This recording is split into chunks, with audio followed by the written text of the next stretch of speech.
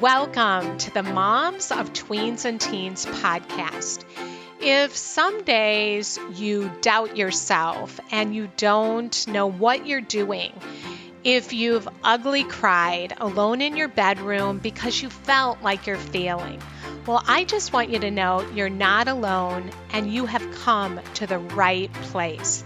Raising tweens and teens in today's world is not easy, and I'm on a mission to equip you to love well and to raise emotionally healthy, happy tweens and teens that thrive.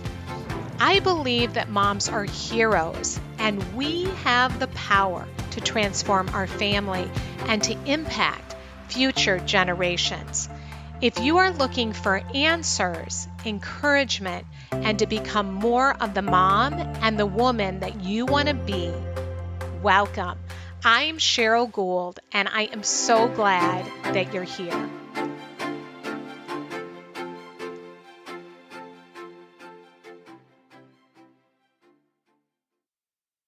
Hi, friend. Welcome to the show today, and I'm so glad that you're here listening in. And right now, as I record this, it is 2 weeks, almost 2 weeks before Christmas. Not even. Oh my gosh, it's it'll be a week from Monday. Oh my gosh. It's like I have not even finished all my Christmas shopping. So I've got like 2 weeks on the brain. I think I'm in denial. But whenever you're listening to this, you're going to get so much out of this episode. I was going to do one just me, but I'm going to save that till next week, all about Christmas, because I just spoke with a good friend and colleague of mine yesterday. We recorded this, Dr. Norrine Russell. She was with me, and she, if you don't know her, it's the third time she's been on the show. She's an executive functioning and ADHD expert who founded Russell Coaching for Students. She's also the mother of 2 atypical children, and she has such a healthy perspective on just accepting our limitations, about how we can show up and be more grace-filled with ourselves, how hard we are on ourselves, how she calls it tips and tricks, how we don't need to be focusing as much on the tips and tricks. I mean, yes, can tips be super helpful? Absolutely. But in this episode, we talk about, and especially Noreen talks about, how it can really create so much stress and anxiety, and how unkind we can be to ourselves and hard on ourselves. And this new mindset that she is adopting that will help us to free us from all the pressure that we put on ourselves and also that we put on our kids. And so I know you're going to be so encouraged to listen to this. I hope it's going to just be like a fresh breath of air for you, like a cold drink of water, or maybe, because it's Christmas time, a hot cup of cocoa for you listening to this. I know I am so corny, but I just wish and hope that you will go easy and gentle on yourself. And I know that this episode is going to really help you to do that. So let's dive in. Well, I am so happy to be with you, Dr. Russell. And since we're friends, we're colleagues, I'm going to call you Noreen. But I have so much respect for you and what you do, and also the conversation that we had before we jumped on. We're both exhausted and tired and weary and worn out. And I'm like, this is the best time, because you're here to encourage moms. We're going to talk about the struggle and how it's okay to struggle.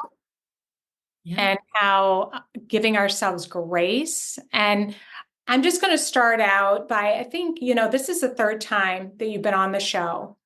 And you were part of the parenting summit that we did. And I just want you to tell our listeners what some of the things that were cropping up during your talk, you did a bonus call. What were some of the things that you were hearing over and over and over again that made you like feel like we got to come on here and we have to really talk about these things? Yeah, yeah, absolutely. Well, first, thanks for having me. I mean, it is always so enlightening and encouraging to spend time with you. It's good for my soul. It just is. And so I'm hoping that your listeners will get the same message from us, especially today as we talk about, this idea of you don't have to have all the answers all the time. You don't have to be perfect all the time. You don't have to try to control everything. So, our conversation today is a lot coming from the summit conversation that we had and the bonus conversation there, where people were asking, well, what happens if you're married to someone who has a different view of ADHD or autism? How do you make them see that they're wrong? Or, well, what happens when you have one child who's neurodiverse and one child who's not?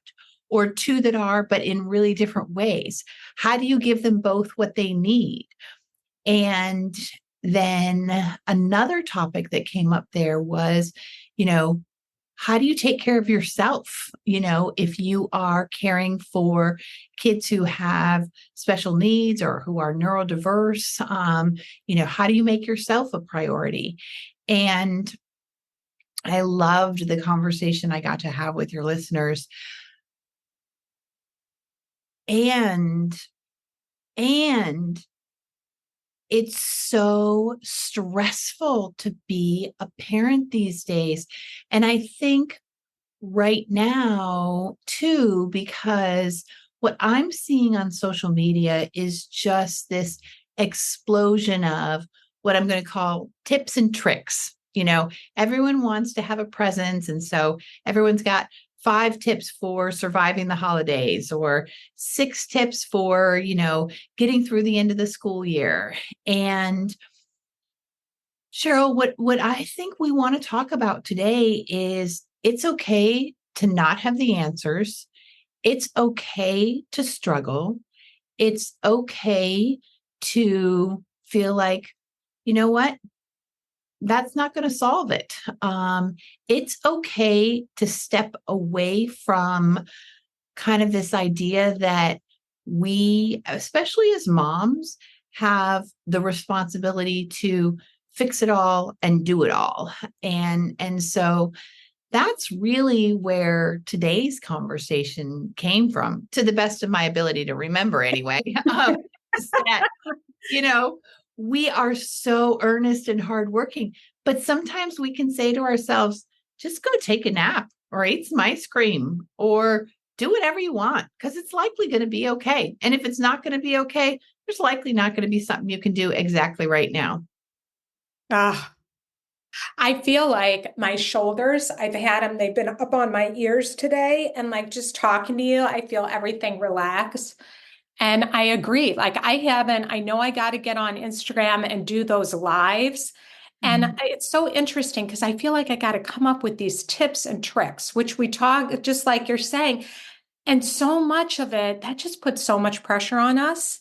Mhm. Mhm. And, and it's like then we lose that, what is the word I'm looking for, like we feel all this pressure, like we're supposed to, there's a right answer, and if we're not doing that, if our tips and tricks fall out the window, then we are doing a bad job, and it puts all this stress on us. And then we do parent, I think, out of that stress, like, what? This is supposed to be working and it's not working with my kid. So therefore, I must be failing. And my kid is, they're hard and difficult and they're not cooperating. And yeah, it just causes a bigger dilemma for us, a bigger mess. Well, and I think part of what you're saying in not so many words is it takes us away from our authentic selves, right? So I was just speaking to my therapist last week, and I was speaking about, the pressure of holidays and how, for lots of different reasons, I feel this pressure to make the holidays, perfect and what everyone else wants, and just like they are on Pinterest, and, you know, and some of that comes from different places. My ex's expectations, not having great holidays when I was a kid. And she said, you know, I mean, Cheryl, listen to just how beautifully she distilled this. It's okay to have a pleasant Christmas. I was like, oh, pleasant. Isn't that lovely? Like, with one word, she gave me permission to not have a perfect Christmas. We're just going to have a pleasant Christmas. And I think that we underestimate how important it is for us to just acknowledge where we're at and to say, things will come and go. Today I'm exhausted. Tomorrow I might have a lot of energy to make 3 kinds of cookies, or to run a fundraiser at school, or to do internet research on what to do with a kid who has, severe school anxiety. But it's mostly just fine for us to be authentically where we are and not buy into this. Oh, well, if I just, did these 3 tips, then everything would be fine. Sometimes the best thing to do is nothing at all. And so, I've been thinking about this for several months, but I really, we at Russell Coaching are going to move away from, posting tips. And part of why we're going to do that is because we work with families that have really complex kids. But the other reason is that I have just had more and more of a response of, this is just putting pressure on parents. There was one I read that was about, if you have kids who have sensory challenges, and the first one was, make the bath a positive sensory experience. I'm telling you, I about had a heart attack just reading that. And I don't give my kids baths anymore. They're teenagers, right? But I was like, oh, I remember those days, though. Is the water too hot? Is the water too cold? Does the soap smell funny? Does the soap feel funny? Is the washcloth the right washcloth? Like, somebody giving a tip to say, make the bath a sensory positive experience.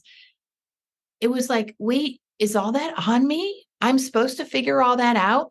If my kid has sensory issues, isn't the bath just going to be kind of hard? And, maybe what I needed to hear was, give a bath a few times a week and let the kid be dirty sometimes, or, let your preschooler choose when they're ready to have a bath, or understand that it's going to be a nightmare sometimes and you're going to be okay after that. It was like the endless parenting tips for me just feels like endless pressure. Yeah. Wow. It's like radical acceptance is what comes to the words that come to my mind. Like the power of just being in whatever is happening and showing up without this pressure to feel like you got to change it and say the right thing or do the right thing or have the script or, react a certain way. And then if you don't, then you're like beating yourself up because you did it wrong. It Yeah. is. It's just exhausting. I think it takes us away from our own authentic experiences, right? Yeah. Because we're being told or coached, we'll follow these tips and, family time will be great, or your kid's room can be clean all the time. And it's like, wait a second, probably not, right? And so, I have to laugh. Probably not. Yeah. not, right? Takes us away from trusting ourselves and what we know to be true. And I think it also creates this kind of over reliance on experts or others, right? Like, rather than tips, why can't we post questions? You know, like, well, so what does it matter if the kid has a bath every day? What's the least amount of bathing you'd be comfortable with each week? What difference does it make if the kid's room is a mess? Yeah. Like, like, why aren't we posting questions that help us as moms and dads and caretakers and teachers think, wait a second, what matters to me in this, as opposed to trying to meet society expectations, right? Why am I looking to all these other people? And again, I'd put myself in that category. I don't want to be giving out tips anymore. What's important to you? What would be, one moment that you'd love to have over the holidays? What else doesn't matter? What's one thing that you'd like your kid to get out of school this year, and what things don't matter? Because who should be identifying that and defining that? It's me, right? Me for myself and my family. It's you for yourself and your family. I'm not going to tell you to go take a bubble bath and go have a Starbucks. Yeah. Yeah. Right? Yeah. No, I mean, no. But what all of us are helped by is being listened to. Absolutely. Well, and the question, because what works for me and what I might need in that moment won't be the same for you. And then, and we have all these critical voices inside, and things like you were even saying, growing up, we got these beliefs that we need to question, like, who said that my kid can't be dressed all in black and wearing shorts in the winter and, going to school with their hair not brushed? What is, what's that to me? And really, is that a big deal? Yeah. Yeah. Is that a battle that's worth fighting? Like, I'm telling myself that, they're never going to groom themselves when they get old. I'm reading into all this stuff, and then we end up getting in this big fight because we're putting all this pressure. Yeah. And yeah. Well, and especially with our tweens and our teens, right? We look at all those things and we connect them so quickly to adulthood. Like, oh, like, they look like a slob today. They're never going to get a job. I mean, and pretty much everything we see that we get anxious about, it's they're never going to get a job. They're never going to be an adult, like, oh, they left their dishes at the table. They're never going to be an adult. No one's ever going to want to live with them. You know what? Here's the thing. There are plenty of people out there who never put their dishes away, who have jobs, who have partners, who have happy lives, right? So, there are plenty of people out there who have stable jobs, who support themselves, who lived and died in, black from head to toe with heavy boots, and maybe their mom or their dad was like, why are you dressing like that? There are, on the other side of things, plenty of girls who, left the house, quote unquote, dressed like that, who, are perfectly wonderful adults, full of caring and kindness and intelligent and drive and ambition.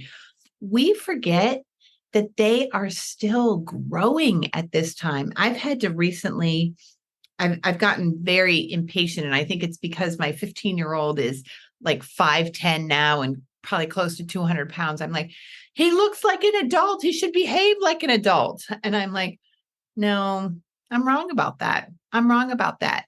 And for me personally, and I'm not advocating this particular mantra or perspective, but it jives a lot with being a developmental psychologist. You know what? He's on his own time. He's on God's time. He's on, the universe's time. There is development that has to happen that is not going to get rushed, because I think if I just follow, 10 tips for a great first day of high school, that it's all going to be fine. I'm going to stress myself out. Send him to high school and say, have a great day, honey, and know that I am just so proud of you and I love you. Yeah, such a different message. When did you feel like you've started, that's led you to making this shift?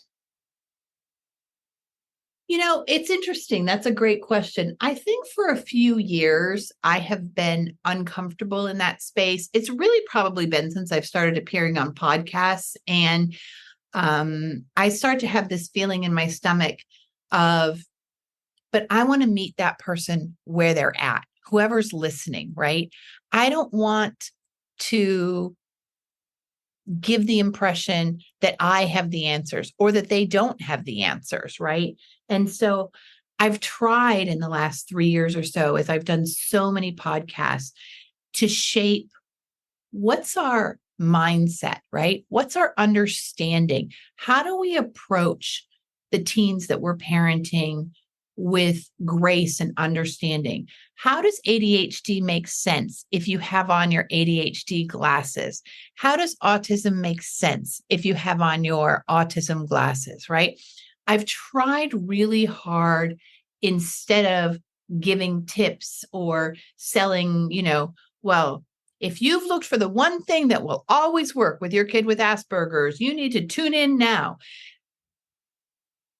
Because I think it's demeaning. And so I think for me, the shift has happened in the last few years, as I've, broadened my reach by appearing on so many podcasts and wanting that parent out there who also has worked so hard, right? They've read 100 tip lists. They've tried 1,000 tricks, but nothing's working, right? And we know, you and I know as professionals, that the answer is really in being listened to. The answer is in having the right questions. Tell me what's going on. Tell me where the struggle is. Tell me what's not working. Tell me what does work in other situations, right? Your sagest moments as a professional, whether you're a parent coach, whether you're a pediatrician, whether you're a psychiatrist, your wisest, most influential moments are when you're asking the question, not when you're giving the advice, No, yeah, no. And so that's what I think we need to be thinking about. I want to wipe off tip lists, altogether. No one needs to parent from a tip list. We need to parent from our heart and our mind, right? And,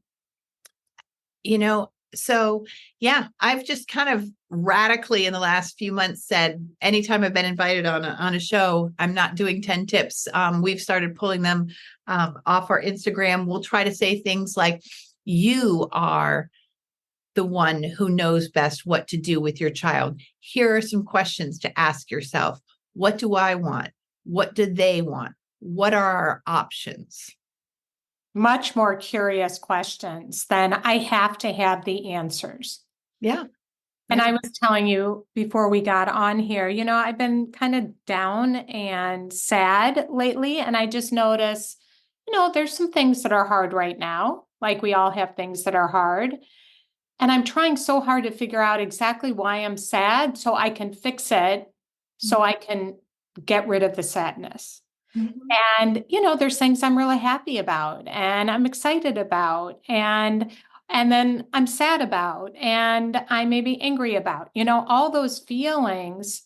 But I just notice like wanting to fix the sadness. And I think we live in a time of that. And you were saying where there's not space for grief, or we just have to fix it so we don't have to feel it, versus be in the process of it and just be gentle with ourselves.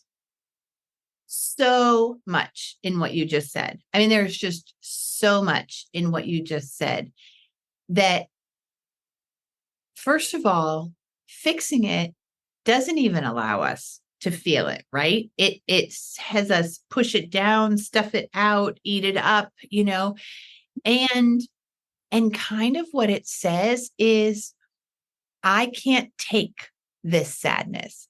And that was a huge message that came across from the summit you did, was how do we learn how to trust our tweens and teens with these big feelings, that we don't have to fix it for them, that they are fully capable as human beings to experience the sadness of not getting admitted to the high school they want, of not doing as well on a course that they wanted, of not having the date for homecoming that they dreamed of losing the big game, of being embarrassed at lunch, right?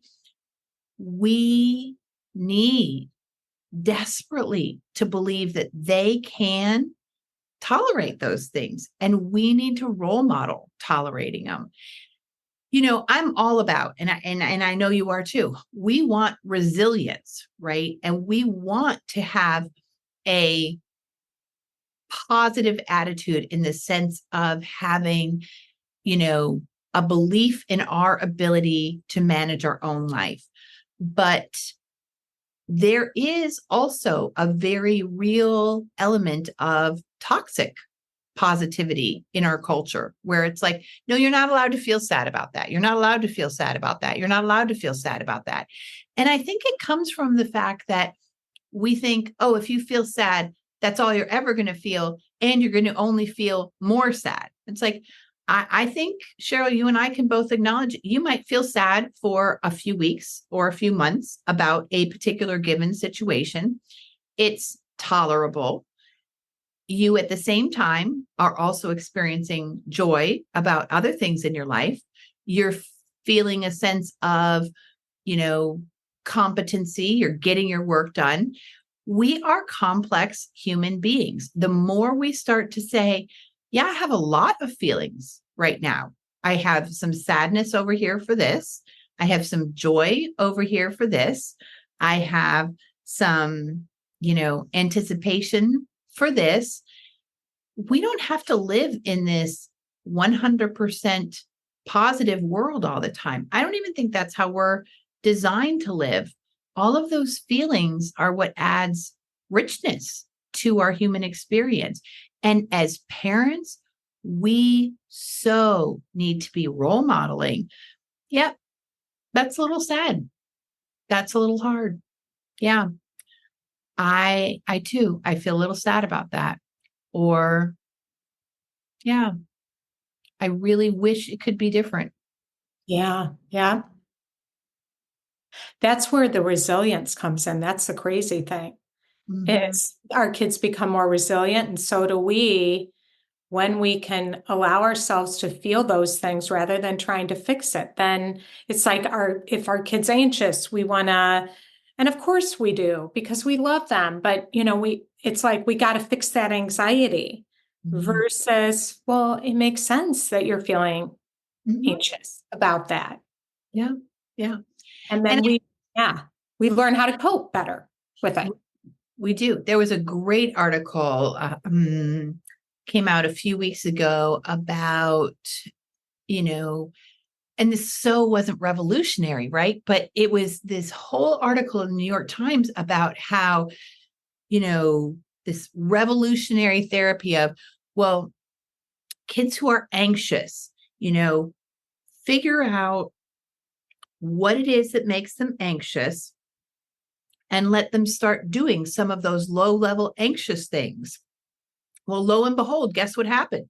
They got less anxious because they were tackling the things they were anxious about, and they were doing them, and they were seeing that, in fact, they were capable. And so, there have been some big cultural things in the last 20 years that have created immense fear, whether that's 9/11 for your family, whether it's economics and some of the economic difficulties of 2008, 2009, of the last few years, COVID, there have been some huge culturally, deep things that have caused us to be anxious. And so I think it's a good time to say, you know what? Maybe we don't have the same amount of money that we had 10 years ago. Maybe we are worried about getting sick a little bit more. Maybe it is more of a pain to travel. But, we're also going to cope with those things. Both things can be true, right? I can feel sad about it and I can experience joy in other lives and in other parts of my life. And I think both you and I would say, of course, if someone feels that their sadness has turned into clinical depression, you and I would both say, see a therapist, see a doctor. But it's important to differentiate this, lower level sadness, temporary sadness, momentary anxiety from, the disorders of anxiety and depression. Yeah. Very good distinction. And you said so many good things in there. I mean, I'm just like thinking, how much better it feels to just you use the word permission. Mm-hmm. Permission. Can I give myself permission to have a pleasant Christmas? Mm-hmm. Without all this pressure? And I was also thinking, doing what we do, I continue to do my own work with a therapist. I'm in a growth group too, and then lead groups like you do also and get your own support. And I find that the most powerful work that I can do is just let myself express my feelings. It's like I can dump out what I'm feeling, what's going on, and then have somebody else just validate my experience and that what I'm feeling makes sense. Yeah. And then I can go into my day. Not that there's not certain things that I have to wrestle with, like where do I need to have boundaries or, asking those good questions, like what do I need? What do I want to do about this? What am I feeling? What steps do I need to take to take care of myself? But I think that, we underestimate that just needing support to be able to talk about what's happening in our lives versus the fixing piece. Yeah. And we kind of already know this too, right? Many, many, many of us have been in relationships or marriages where there's a little bit of a misfit. You want to talk about how you're feeling. The other person wants to fix it, right? How do we develop language around, I want to talk about it versus it doesn't need to be fixed. And I think that's the same conversation we can have with our kids. Is that, do you need me to listen to you right now? Do you want to brainstorm some ideas? I have total faith that this will get worked out, whether it's through something you do or in some other way. But first thing I'm going to do is listen to you. And I really want to make sure I understand what you're going through. Because we do people a disservice when we think they need us to fix it. They don't need us to fix it. Yeah, and we also assume a whole lot, don't we? We know what they're saying, or we have our own agenda. Mm-hmm. Yeah, versus just listening to them. Yeah. What would you say? You were saying when we first got on here that one of the common questions one of the questions that was coming up during the summit was, what if you have a partner that doesn't see things the way that you see things? Mm-hmm.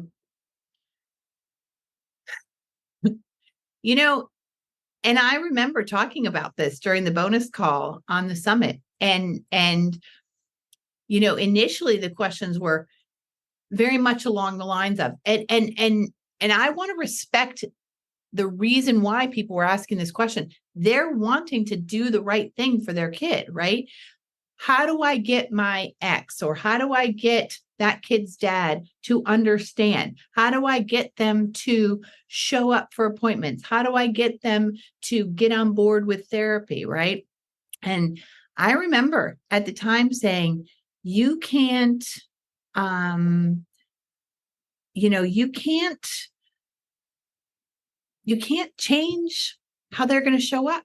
You really can't. What you can do is figure out how you're going to show up, and you can help your kids show up.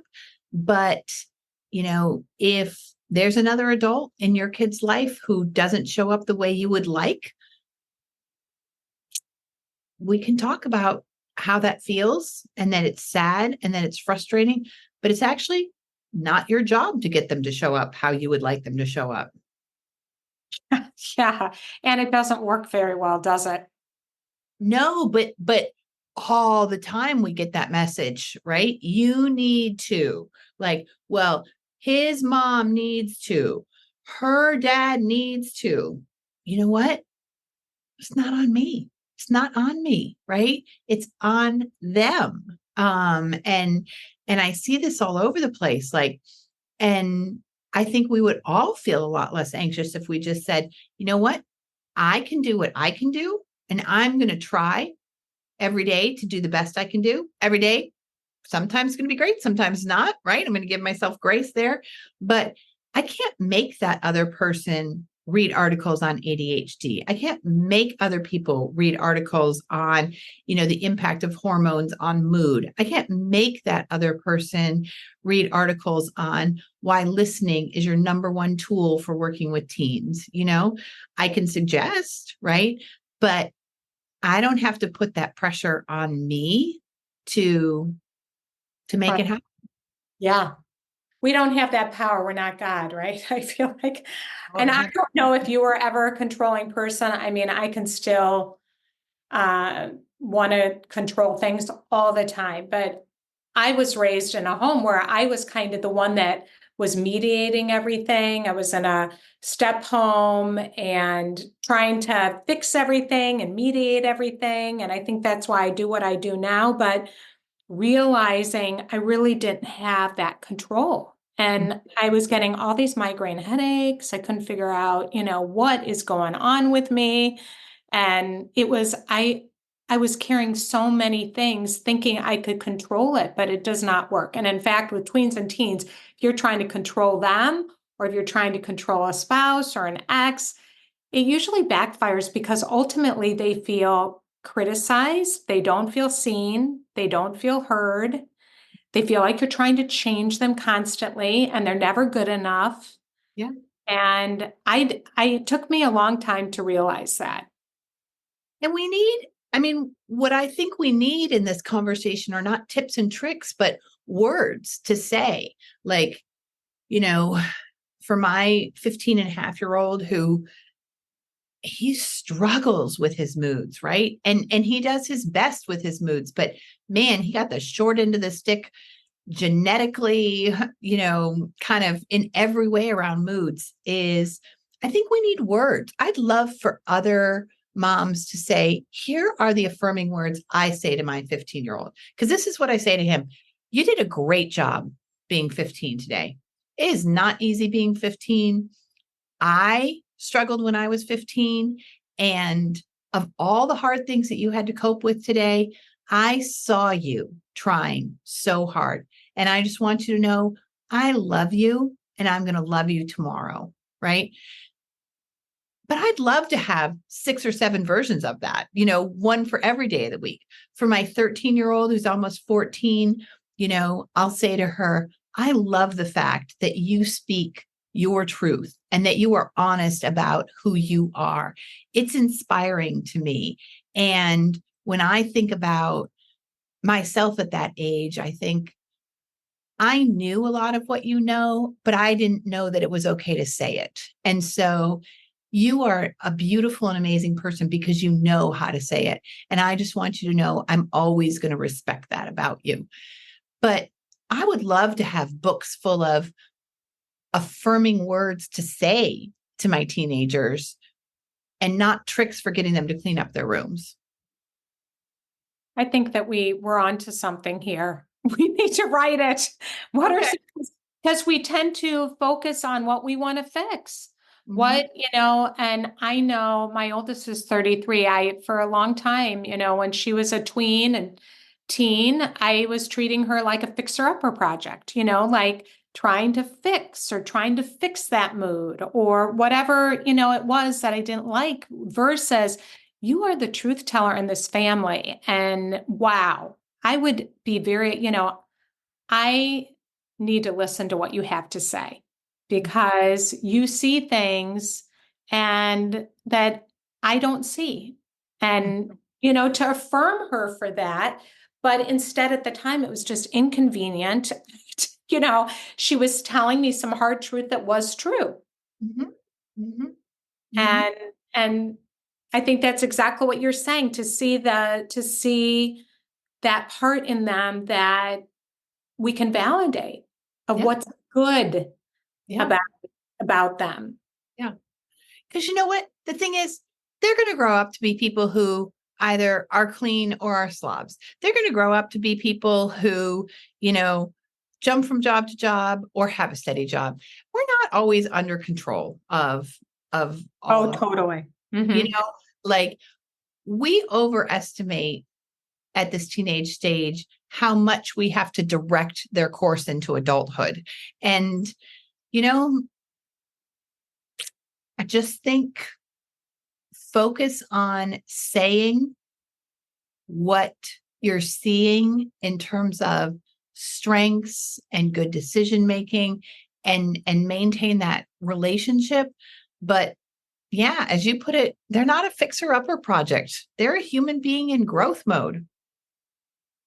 Yeah, we need to remember that, don't we? They're growing. And so are we. So why And do we so are think we. we have to, and why do we think we have to know the answers or have it all figured out? We don't. No, we don't. And that is why we all just need to be reading inspiration and affirmations and, you know, kind of setting level. Some days are going to be okay. Some days are going to be less okay. But overall, life's pretty pleasant. Mm-hmm. I love that. I I do too. love that. Well, Noreen, gosh, I mean, we could go on and on. And I know you have kids texting you, I think too.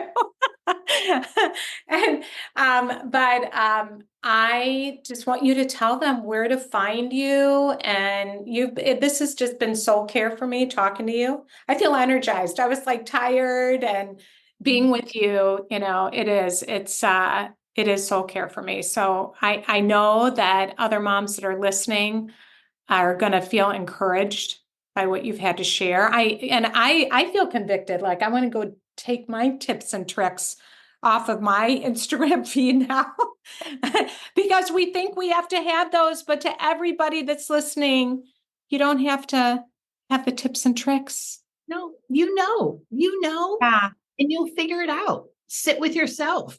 So, yeah, this is the philosophy that underlies the parent coaching that I do at Russell Coaching. So, if you want to learn more about what we do, we are at russellcoaching.com. That's two S's and two L's, russellcoaching.com. And what we offer is parent coaching for parents who are, in any kind of transition, any kind of struggle, who want to be less anxious and more relaxed, who want to be strengths based as parents. They want to be parents who are focused on the strengths of their kids. So we offer parent coaching, and then we offer academic coaching to students starting in first grade and going all the way through college. So most of the students that we see for academic coaching have ADHD, autism, anxiety, learning differences, and they're very bright, right? They are so very bright. They have the intellectual potential. It's all those other skills that are getting in the way: organization, time management, getting started on things, finishing things, being an advocate. We call them executive functioning skills, but they're the life skills piece of school, not just the pure smarts piece. So russellcoaching.com. You can find all of our social media there. We're on LinkedIn. We're on Instagram. Actually have a pretty good following on YouTube. But all of the podcasts that I've done are on Russell Coaching. And so that's a nice way to get an introduction to my philosophy, to what we do, and why it's really different from a fixes and solution mentality, why it's really about growth and development and skill building. Yeah. What I can't think of a place that I would rather be than I wrote down just now, like safety, like feeling safe, because we're already judging ourselves. Mm-hmm. And to be in a safe place like what you offer, you're not going to be judged. I'm not going to try and fix you. You can show up however you are, and you're going to be accepted and embraced here and loved on and supported. Yeah. So I just thank you so much for what you're doing and for your message and reminding us, especially as we go into the holidays, that it is okay to have a pleasant Christmas. And if you have a hard day, that's okay. It is. Odds are you're going to survive it. And odds are the next day will be sort of different. And regardless, you're going to make it. You're strong. You're tough. You are resilient. It's okay to let yourself feel the hardness and the sadness, because at the same time, we're also feeling joy and anticipation.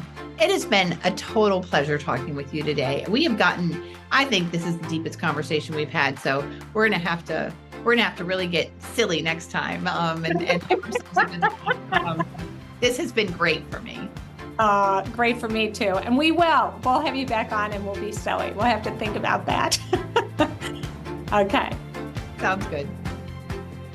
Well, that's it for today. And thank you, friend, for joining me. And I hope that you're feeling encouraged after listening.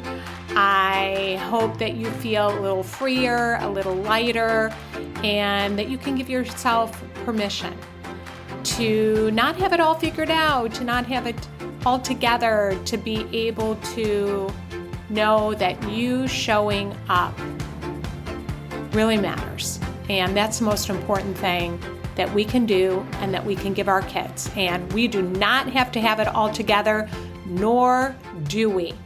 And that is okay.